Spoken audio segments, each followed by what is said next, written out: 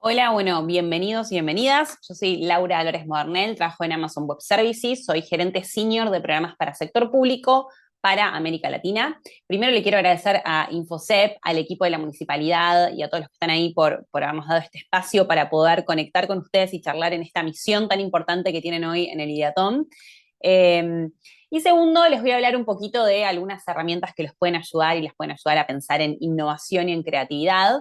Pero antes, para ponernos en contexto, como les decía, les estoy hablando desde Amazon Web Services, nosotros nos dedicamos a la nube, que cambie un poco la forma de pensar, porque en vez de tener que comprar un servidor para dejar ahí y tal vez no usar si mi negocio cae, estoy consumiendo lo que uso y eso es lo que la nube te permite, como si fuera una luz que prendés y apagás. Y eso viene con un montón de cambios culturales, desde cómo trabajamos hasta la democratización de la tecnología, porque un estudiante puede acceder a la misma calidad de servicio, se puede parar sobre la misma experiencia cuando estamos hablando de, no sé, de machine learning, que una empresa enorme como Netflix o como el mismo o como los mismos gobiernos que utilizan también esta tecnología. Así que eso me parece importante porque nos pone en el punto de partida. Y segundo, tal vez se están preguntando por qué alguien con un rol de programas para sector público está hablándoles de creatividad. Y bueno, ese es el punto de partida, porque cuando hablamos de creatividad e innovación, no necesitamos un departamento de innovación para generar cambios y para generar ideas disruptivas que realmente muevan el tablero, sino que es una forma de pensar 360 que tenemos que tener constantemente.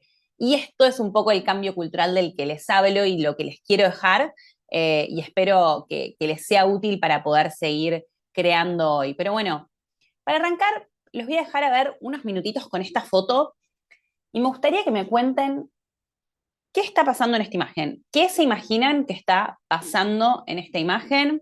¿Qué están haciendo ahí con, no sé, esos papeles, tarjetas? No sé si tienen una idea ahí que puedan compartir. Estaría bueno a ver qué se les ocurre.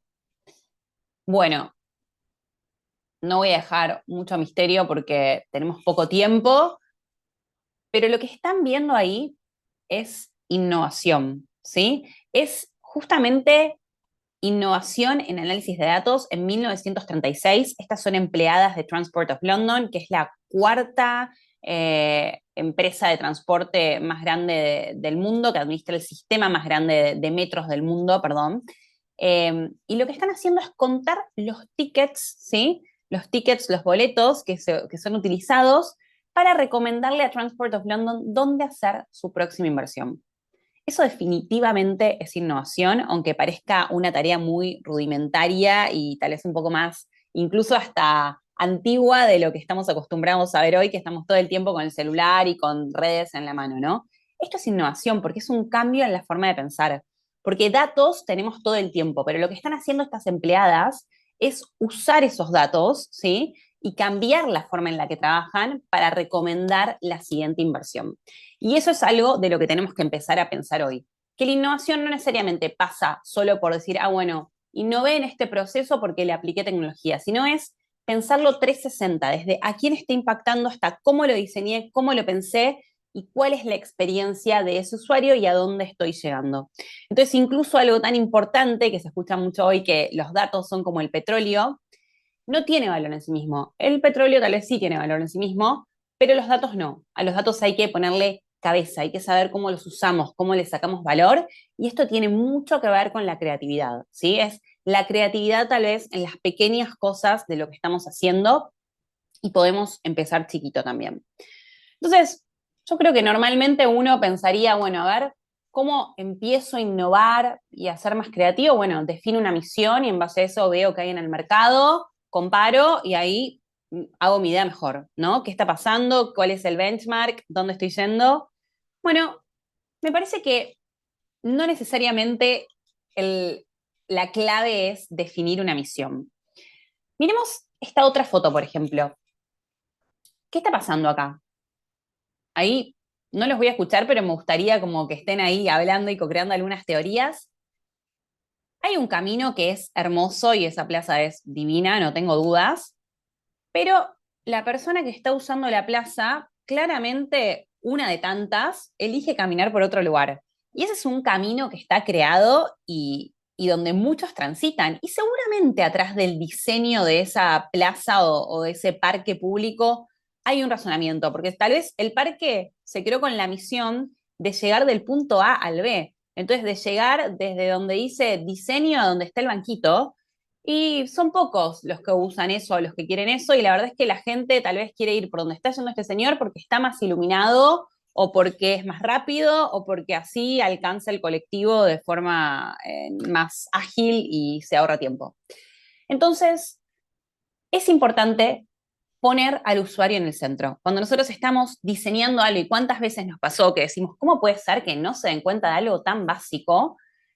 Tenemos que no solo diseñar para nuestra misión, sino realmente tener empatía y co-crear, observar el contexto y co-crear antes de implementar. Ustedes, ahora que están diseñando este Ideaton, ¿pensaron en quiénes son sus usuarios, en cómo lo usan, en qué problemas ustedes se imaginan que tienen y en qué problemas realmente tienen? Bueno, eso es súper importante para que el diseño y la experiencia del usuario o la innovación, ¿sí? Y nuestro objetivo final no estén desatados, porque incluso pensando en quién es nuestro usuario, vamos a poder descubrir misiones y objetivos mucho más interesantes y mucho más importantes para lo que estamos haciendo que lo que nosotros imaginamos en un diálogo con nosotros mismos y con el equipo que está trabajando en esto.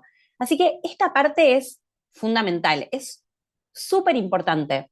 Porque ¿dónde empieza la innovación? Bueno, comienza con el cliente o con el usuario y se trabaja hacia atrás. Primero, y lo primero que tenemos que entender es obsesionarnos, ¿sí? Por el cliente, estar enamorados de nuestro cliente, del problema a lo sumo que tiene el cliente, no de la solución que nos imaginamos, entender qué quiere el cliente y constantemente dialogar con ese usuario, con ese cliente, con ese ciudadano, con ese profesor, con quien sea que nos imaginamos que es esa persona, y entender qué necesita y de ahí sí poder trabajar hacia atrás. Pero la innovación empieza ahí, empieza con las personas y con los usuarios, no empieza necesariamente con una misión que yo me imaginé y de la que, nada, puedo tener teorías, tengo que estar muy dispuesto a que eso cambie porque sabemos que los usuarios son personas y cambian constantemente, así que eso es también fundamental. Y acá, para que lo puedan pensar en este momento, puedan ir escribiendo, lo puedan pensar después, ¿quién es el cliente? ¿Sí? Ser específico sobre el contexto y las necesidades. ¿A dónde vive? ¿Qué está haciendo? ¿Está usando la plaza, por ejemplo, porque quiere llegar del punto A al B?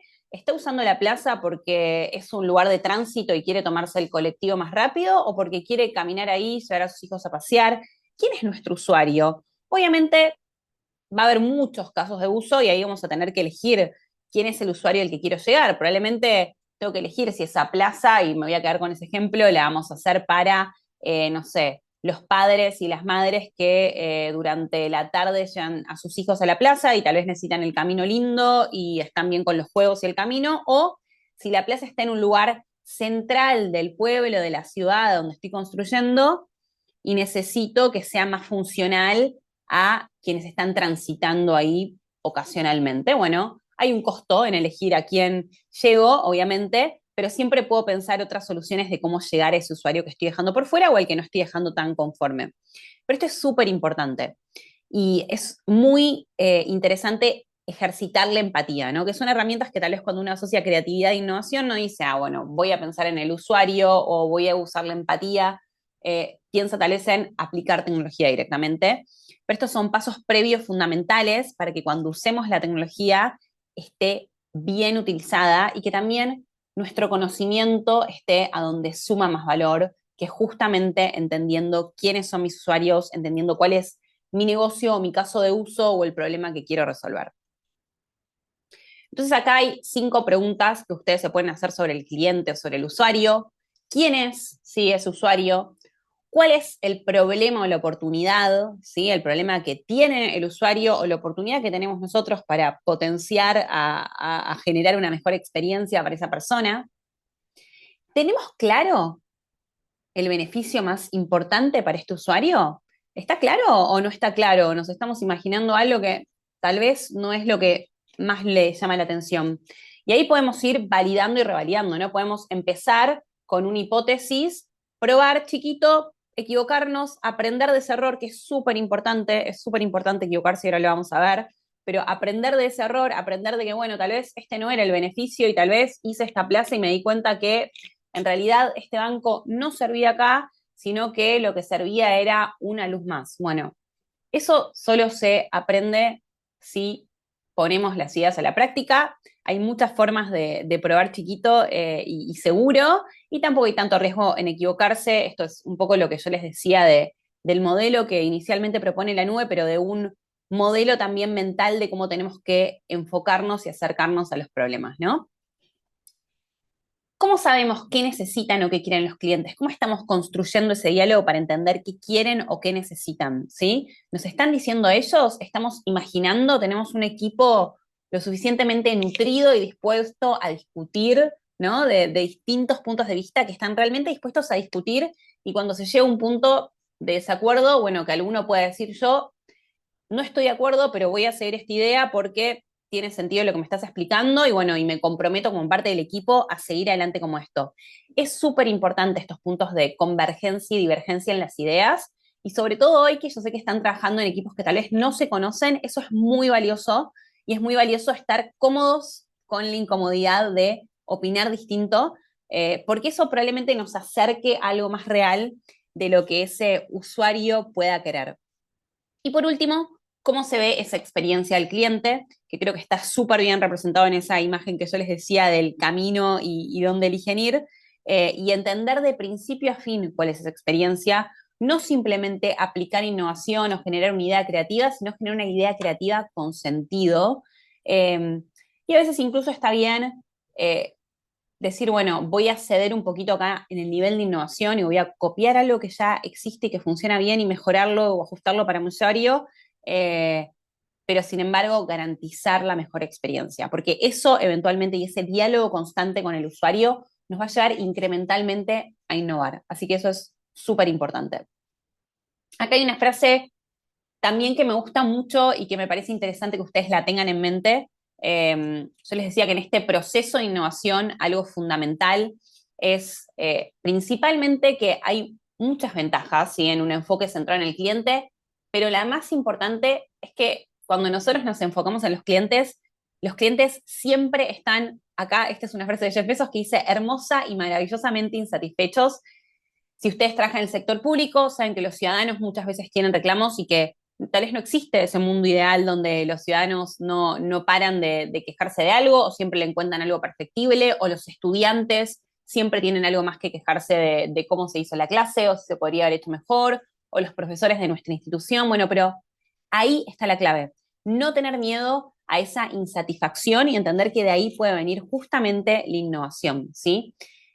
Incluso cuando alguien nos dice que está contento, yo dudaría, es lo que dice esta frase, y dudaría de que estemos haciendo las cosas bien, ¿no? Como está bueno darse cuenta que hay algo que está mal y buscar esa falla para poder seguir potenciándola y apalancarnos en eso para poder realmente innovar.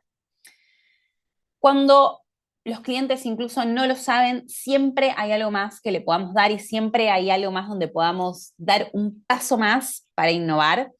Y el deseo de deleitarlos los va a llevar a inventar en el nombre de ellos, ¿no? Este objetivo que yo les propongo del principio de enfocarnos en nuestros usuarios y no en la misión necesariamente hasta que no conozcamos quién es nuestro usuario, quién es nuestro cliente, qué necesita, qué problemas tiene, qué quiere, es lo que nos va a llevar a constantemente superarnos, porque siempre vamos a encontrar oportunidades de mejora y siempre vamos a encontrar algo más que podemos ayudar a mejorar o resolver. Entonces, es súper importante tener esta forma de pensar en nuestras cabezas. Y también esto de inventar y simplificar, ¿no? Porque los líderes esperan y exigen innovación e invención por parte de los equipos y siempre encontramos formas de simplificar. Entonces, tampoco pensemos que innovar es crear un camino súper complejo o un proceso súper complejo o utilizar todo lo último que están escuchando de tendencias, de tecnología, No. A veces es ser conscientes del entorno externo, buscar ideas nuevas de todas partes y decir, bueno, yo voy a dar ese próximo paso, voy a mover la frontera y por más de que por un momento no me entiendan, porque es algo que viene con la innovación, hay que estar dispuestos a ser incomprendidos y a que el resto de la gente no entienda qué estamos haciendo y a dónde estamos yendo. Eso es un paso fundamental de la innovación, ¿sí? Entonces, inventar y simplificar, que implica también tener en cuenta qué procesos podemos hacer más fáciles y qué es lo que no tenemos que reinventar. Si hay algo que ahora esté funcionando bien, bueno, analicémoslo, pensemos cuáles son las oportunidades de mejora o pensemos que es un proceso tal vez que puede ser escalable a otros que no estén funcionando tan bien. Así que eso también es fundamental cuando estamos hablando de innovación. Y creo que algo que a mí me gusta mucho cuando también lo pienso de cara a mi carrera, a mi vida profesional, a mi vida diaria, a los equipos con los que trabajo, es transmitir esto de estar dispuesto a fallar, ¿no? Yo me acuerdo que hace poco entró alguien nuevo a mi equipo y lo que yo le transmitía era, me preguntaba todo el tiempo, esto está bien, Lau, esto lo puedo hacer así, esto.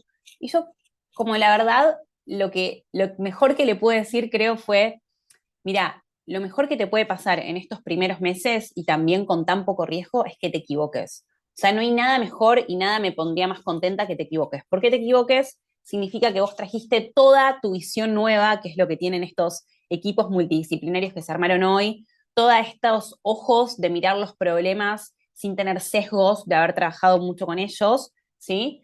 Eh, y tal vez esa mirada nueva a veces se bloquea con el miedo a fallar. Y yo creo que si nos equivocamos es lo mejor, porque vamos a aprender mucho en etapas tempranas y nos van a ayudar a construir sobre eso. No es equivocarse tampoco así sin tino, ¿no? Es equivocarse también como recolectar el proceso y ser conscientes del proceso que trazamos para llegar a ese resultado, qué falló, qué podemos mejorar y cómo la próxima vez hacemos algo mejor parados sobre esta experiencia. Pero creo que la falla tiene que dar mucha seguridad. Todos tenemos fallas importantes probablemente en nuestras vidas personales, profesionales, y conocemos fallas en el mundo que llevaron a grandes inventos. Y es fundamental estar dispuestos a fallar y no tener miedo, porque nos va a hacer llegar antes también. Y probablemente va a hacer que innovemos más porque vamos a llegar a aquellos lugares a los que otros no se animaron simplemente por miedo a equivocarse. ¿Cuántas ideas tienen todos a la noche en la ducha, durmiendo en un sueño, que dicen, esto está buenísimo, es una mega idea, pero bueno, no, qué miedo invertir acá o hacer esto o hacer lo otro? Y después a los 2 años ven que es una idea viral de algo y parecía algo simple. Bueno, probablemente la diferencia es que esa persona, aparte de tener los recursos, no tuvo miedo de equivocarse o se equivocó mucho antes y fue construyendo sobre ese fracaso. Así que creo que hay que abrazar a los errores y también a aquello que nos hace diferentes para poder, ¿no? Para poder avanzar. Acá les traigo otra frase que me parece interesante, esto de el fracaso y la invención son gemelos inseparables. Yo creo que después de los fracasos acumulados viene a veces como ese momento de eureka y de luz. Entonces, si sabemos de antemano que estamos yendo a un lugar seguro, probablemente no estemos innovando. A veces implica explorar lo desconocido, ya sea desde hacernos una pregunta que no nos habíamos hecho hasta realmente crear algo que no existe. Entonces, eso es súper importante y quiero transmitirles también esta libertad a que hoy se pongan un poco en la predisposición de poder equivocarse cuando estén pensando estas ideas, ¿no? El riesgo no es alto y sobre todo cuando estamos creando y pensando. Y yo sé que hasta ahí venimos con mucha información, los usuarios son importantes, la innovación no necesariamente la tenemos que asociar a algo como brillante, rutilante y no sé, de un programa de ciencia ficción, a veces está en los hechos cotidianos y en los procesos, enamorarnos de los problemas de nuestros usuarios y conocerlos, estar dispuestos a fallar y a discutir que trae buenos resultados y simplificar. Pero también hay algo fundamental, y sobre todo hoy que tienen poco tiempo, que es esta predisposición para la acción. Y esta es una herramienta que les va a servir también en las discusiones que se den, que son naturales y que están buenas. La velocidad es importante. Y hay muchas decisiones y acciones que son reversibles. Entonces, cuando ustedes estén creando o diseñando una solución, no necesariamente tienen que tener todos los datos, ¿sí? Hay una toma de riesgo calculada que me parece que es importante hacer, identificar cuando ustedes están tomando un riesgo pero que la consecuencia está atenuada por distintos factores, ¿no? Y para esto, esta es una buena pregunta que nosotros usamos diariamente y que seguro muchos la usan sin tenerlo tan como algo tan mecánico, pero ahora lo van a poder identificar. Cuando estoy tomando una decisión, ¿es una puerta de uno o dos sentidos? ¿Es una puerta que abro y no vuelvo?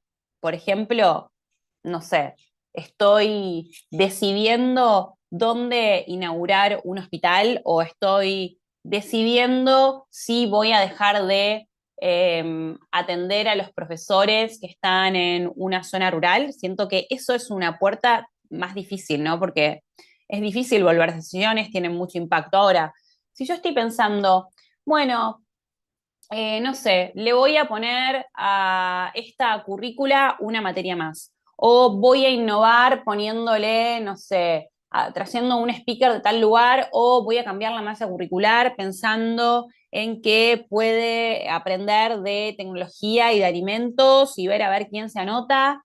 Eso es una puerta de dos sentidos, porque si no se anota nadie en esto que cree, no pasa nada. Puede discontinuar el producto rápidamente y tal vez el costo no fue tan alto. Sin embargo, hay puertas de las que no se vuelve. Entonces, cuando estemos trabados también en una discusión, está bueno pensar, bueno, momento, tenemos poco tiempo. Esto es una puerta de uno o dos sentidos. ¿Es un riesgo bajo o alto? ¿Es algo también con lo que puedo convencer a alguien de empezar desde chiquito? Porque es una puerta de dos sentidos y es un piloto, tal vez lo pienso como un piloto, y después voy creciendo en el nivel de riesgo una vez que estoy más segura sobre dónde estoy parada. Bueno, creo que es una buena herramienta para empezar a pensar también distinto.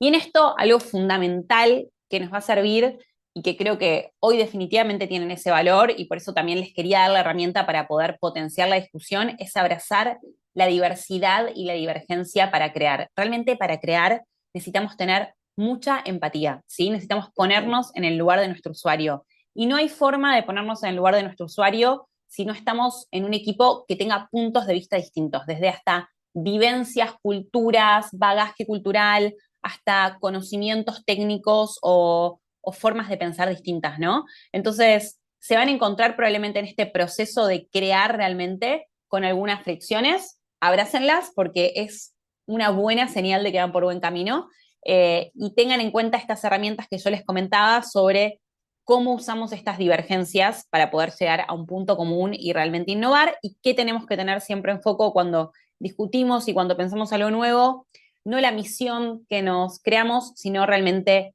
el usuario al que estamos llegando y los problemas que queremos resolver. Así que eso es súper importante. Lamentablemente, más allá de todo esto que les dije, no hay soluciones mágicas, no hay una receta más que una solución mágica, debería cambiar eso, no hay una receta mágica para la creatividad o la innovación. Eh, Estén abiertos a equivocarse, súper importante, y estén dispuestos a aprender de este proceso. Entren a la mesa con la cabeza abierta y con mucho foco en el otro, ¿sí? Y en para quién estamos creando y no en el problema o en la misión que pensamos que estamos resolviendo. Recuerden esta imagen de los caminos y recuerden también la imagen tal vez un poco gráfica de qué es la innovación, contando tickets, ¿sí? A veces está en las cosas más chiquitas. Realmente no hay un costo de pensar en grande, o sea, pensémoslo, yo se los digo un poco con este contexto que les comento de la tecnología, de cuál es el costo de, no sé, de crear una aplicación, si en 2 minutos, si no funciona, la puedo bajar, o de crear un nuevo servicio, de si lo pruebo o no funciona, listo, ya está, lo saqué. Entonces, ¿cuál es el costo de pensar en grande y de estar abiertos a equivocarnos? Es muy bajo, probablemente. Los invito también a pensar en grande y ejecutar en chico. Entonces, piensen muy en grande, de última van a agarrar una porción de la pizza y van a empezar por ahí. Pero de nuevo, los invito a charlar, discutir, abrazar la diversidad que está en sus equipos, a repensar la imagen tradicional que tenemos en la cabeza de innovación y bueno, espero que esto les sirva para disparar un poco ideas y para sentirse cómodos con la incomodidad y con el fracaso y que eso dispare nuevas formas y nuevos caminos que no vieron. Y de nuevo, les agradezco por escucharnos y también a todo el equipo por habernos invitado. Les dejo mi correo ahí por si alguno tiene alguna duda o quiere hablar. y bueno, espero ver buenos resultados de este proceso también. Gracias.